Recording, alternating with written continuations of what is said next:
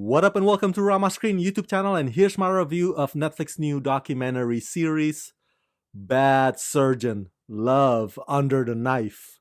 Let's rock this. Oh my god, this documentary is insane! But just a heads up, yes, this docu arrives on Netflix this week, but the narrative dramatization of this true story will arrive next month in the form of Dr. Death Season 2 on Peacock streaming service.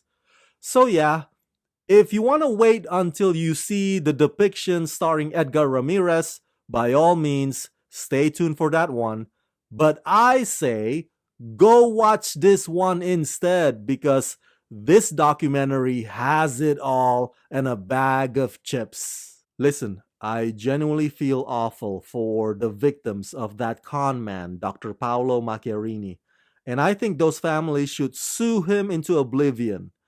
Now, having said that, some aspects of this documentary are actually surprisingly amusing, and I don't mean that in a ha-ha rolling on the floor kind of way, but well, let me put it like this.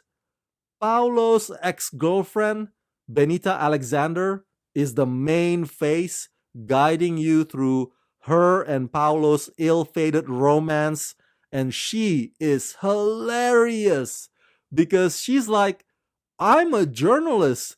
I should not become the center of the story, but then I did. Well, whose fault is that? Well, to be fair, Paolo's deception charms everybody like the Medusa's eyes, turning people into stone.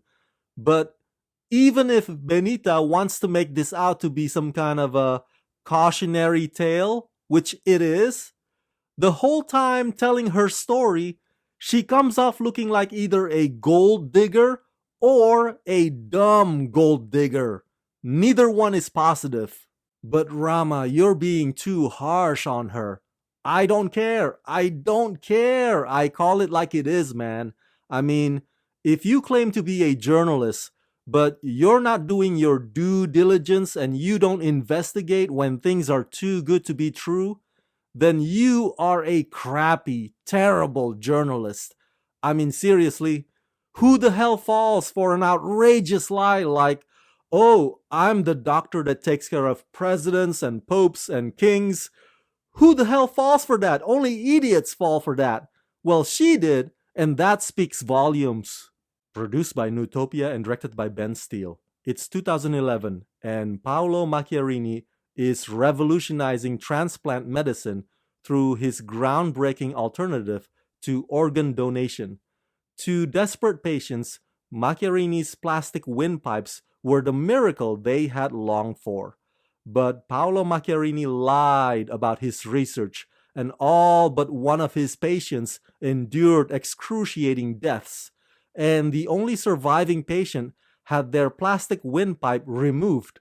At the same time, Macchiarini is also a brazen liar in his love life. Benita Alexander, Macchiarini's one-time fiancée, recounts the astounding story of his web of lies in which he claimed renowned public figures like the Pope, the Clintons, the Obamas, Putin, and even Elton John were at his beck and call. Featuring the courageous families of his victims, his former colleagues turned whistleblowers, and never-before-heard revelations, this series follows the unrelenting fight to bring Macchiarini to justice, a cautionary tale of power, love, deception, and betrayal. So, there are 3 episodes total, but I would argue a feature-length documentary format would have been just as sufficient. But anyways, I digress. The docu overall is very well structured, and the story jumps back and forth between how Paolo's plastic windpipe kills his patients and how Paolo gradually seduces Benita into a life of luxury and romance. Now, the part about the windpipe transplants break my heart. Trust me, you will have difficulties holding back tears.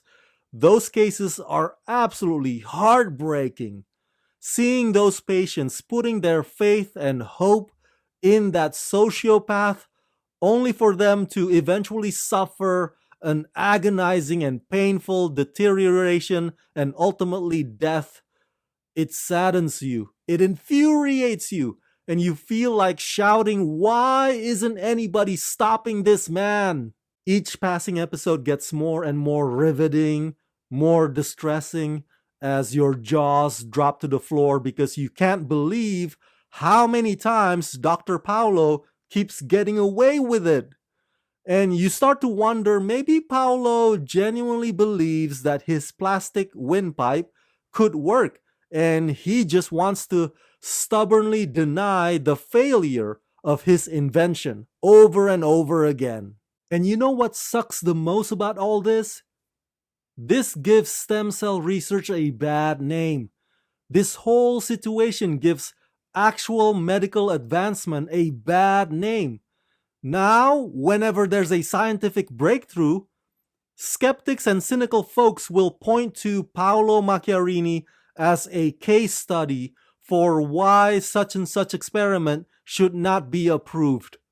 Liars and con men like Paolo practically hurts any attempts for actual progress. So on the one hand, you have these women who Paolo had cheated on, and then on the other hand, there's these harrowing accounts about an institution or a system that breaks the trust of their own patients and fails them fatally. And those two interweave together in this documentary that stirs up all kinds of emotions, mostly anger, especially the ending, because it doesn't seem like accountability or justice has been reached. I mean, a horror screenwriter could not write a better script than this, and this actually happened. The whole thing is like a glaring signal that says, beware, beware, beware. So yeah, overall I give Bad Surgeon Love Under the Knife the rating of 4 out of 5. Look, you don't have to lose your faith in humanity and become paranoid or suspicious of others. No. And that's fine if you're the kind of person who always wants to see the good in people, but just don't let cult of personality blind you. And you should always apply wisdom when deciding who or which people you are allowing into your life. That's pretty much the takeaway from all this. So that's it. That's my review of Bad Surgeon Love Under the Knife. Smash that like button, hit that notification bell, share this video with everyone you know, and share your thoughts in the comment section below. And as always, subscribe, subscribe, subscribe. Let's rock this.